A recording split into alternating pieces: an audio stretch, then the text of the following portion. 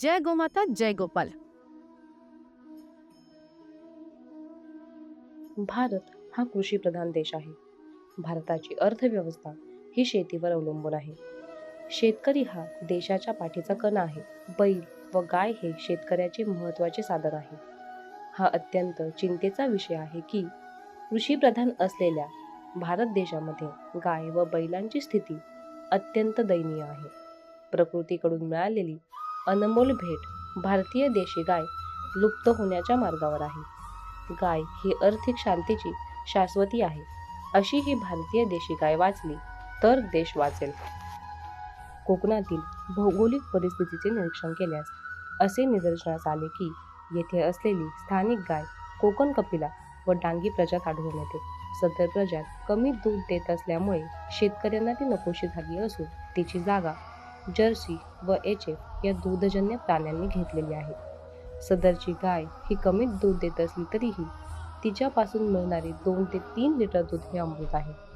तसेच तिच्यापासून मिळणारे गोमूत्र व शेण हेही औषधजन्य आहे. याचा आयुर्वेदामध्ये उल्लेख केलेला आहे.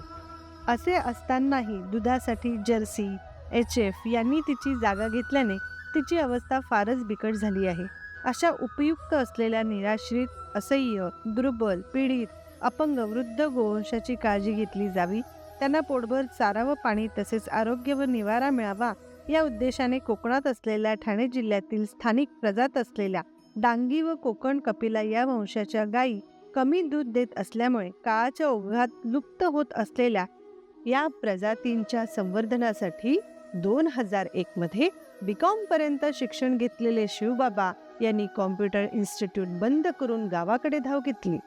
कसायाकडून 1 गाय व 2 कालवड यांना त्यांनी वाचवले. या 3 गायी सांभाळण्याऐवजी शेकडो गायी सांभाळण्याच्या उद्देशाने शिवबाबांनी मुंबई आग्रा हायवेजवळ शहापूर तालुक्यात पुंधे गावाजवळ गोशाळा सुरू करून आपले आयुष्य याच कार्याला वाहून घेतले आहे. आजच्या मितीला शिवबाबांच्या गोशाळेत 138 गोवंश असून 34 बैल व गोरे यांना खरेदीसाठी मोठ्या प्रमाणात मागणी असताना सुद्धा प्रतिवर्षी 1000 रुपये जोडी या माफक भाडे तत्वावर शेतकऱ्यांना दिले आहेत. यापूर्वी शेतकऱ्यांना मोफत बैल दिल्याने अनेक वाईट अनुभव आले आहेत. त्यामुळे शेतकऱ्यांना मोफत बैल न देता भाडे तत्वावर कायमस्वरूपी दिल्याने आत्तापर्यंत सर्व बैल सुरक्षित आहेत. सदरच्या बैलांचे फोटो दीपावलीला काढून मागवले जातात. तसेच वर्षातून बैलांची व्यवस्था कशी आहे हे पाहण्यासाठी प्रत्यक्ष शेतकऱ्यांच्या घरी भेट दिली जाते. आजकाल गोशाळांनी गोविज्ञान वगळल्याने डॉक्टरांचा सल्ला व मार्गदर्शन न घेतल्याने मोठ्या संख्येने गायी संवर्धन आणि विकासापासून गोशाळा दूर राहत आहेत. मिश्र गोवंश, वंशरहित गोधन म्हणजे गोशाळावाल्यांची अधोगतीच. याचाच विचार करून शिवबाबांनी आपल्या गोशाळेत पशुवैद्यकीय सल्ल्याने मिश्र गोवंश असणाऱ्या गायी शुद्ध वंशाच्या बनवण्यासाठी तसेच त्यांना दुधारू व निरोगी बनवण्यासाठी डॉक्टर श्री प्रशांतजी कांबळे, प्रादेशिक आयुक्त पशुसंवर्धन मुंबई, डॉक्टर श्री वल्लभजी जोशी, उप आयुक्त जिल्हा पशुसंवर्धन जिल्हा ठाणे, डॉक्टर मुकुंदजी शिंदे, सहाय्यक आयुक्त पशुवर्धन विभाग शहापूर, डॉक्टर तृप्ती कुलकर्णी, पशुधन विकास अधिकारी विस्तार, doctor Hemantji picture, doctor Amolji Sarode, doctor Vishwasji इदे, डॉक्टर रवींद्रजी पडवळ, डॉक्टर दीपकजी डोंगरे यांचे वेळोवेळी सहकार्य घेऊन गोवंशाची काळजी घेतली जाते.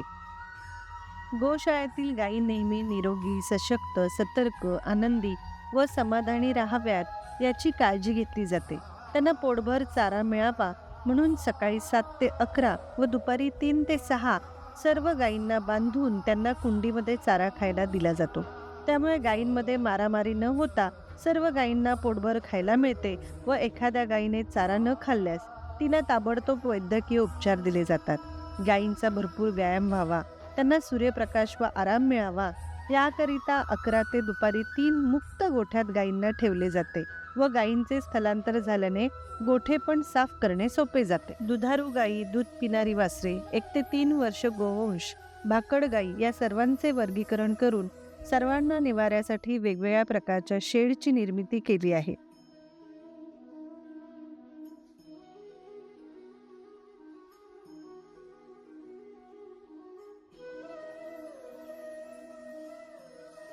तसेच चारा गोडाऊन व खुराकासाठी वेगळे गोडाऊन आहे. पिण्याच्या पाण्यासाठी 60 फूट खोल विहिरी व तलाव आहे. या तलावामध्ये फक्त गोवंशच पाणी पित नाहीत, तर जंगली प्राणी, हरिण, बेकर, ससे, रानडुक्कर तसेच मोर व इतर पक्षी देखील पाणी पितात. गोशाळेत 10 कुत्रे, 1 घोडा व 1 मांजर आहे. गोशाळेचे उत्पादन दूध, गोमूत्र, गोमूत्र अर्क, गोबर व गोवऱ्या इत्यादी आहे. यातून गरीब गरजू महिलांना रोजगार दिला जातो.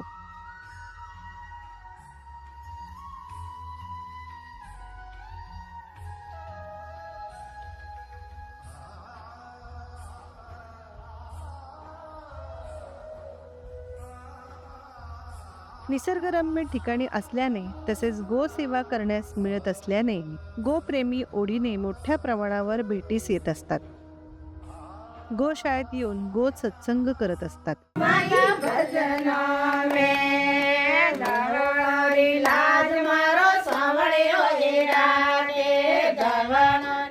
तसेच काही गोभक्त ग्रुपने येऊन स्वतःच्या हाताने जेवण बनवून प्रीती वनभोजनाचाही आस्वाद घेतात. गोशाळेच्या कामाव्यतिरिक्त शेतकऱ्यांच्या गोठ्यातील तसेच जंगलात चरत असलेल्या गोवंशाची कसायाकडून होणारी तस्करी थांबवण्याचे काम केले जाते. परिसरात मध्य रेल्वे तसेच मुंबई-आग्रा महामार्गावर वारंवार गोवंशाचे अपघात होत असतात. मात्र अपघात झाल्यानंतर गोपालक गोवंशाची जबाबदारी घेत नाही. त्यामुळे लोकांचे प्रथम फोन शिवबाबांच्या गोशाळेला येत असल्यामुळे त्या जागेवर जाऊन ते कोणाचेही गोवंश असले तरी ते गोशाळेत आणण्याचेही काम करावे लागते. या गोशाळेत गोवंश जमा झाला म्हणजे पूर्णतः सुरक्षित आहे याची गोभक्तांना शाश्वती आहे. ही आनंदाची व अभिमानाची बाब असली तरी ही गोशाळा संस्थापक अध्यक्ष शिवबाबा यांनी गायीपासून मानवाला होणारे फायदे या उद्देशाने सुरू केली होती. ते उद्देश म्हणजे मानवाला निरोगी राहण्यासाठी काऊ कडलिंग, काऊ नाईट थेरपी, कॅन्सरग्रस्त रोगी असलेल्या रुग्णांसाठी राहण्याची व्यवस्था करून त्यांना घरी बरे करून पाठवणे, गायीच्या सहाय्याने घरगुती गॅस, वाहनांच्या करता गॅस तयार करणे, शेतीकरिता औषधे व खत तयार करणे इत्यादी. अशा अनेक योजना सुरू न झाल्याची खंत शिवबाबास यांना वाटत आहे.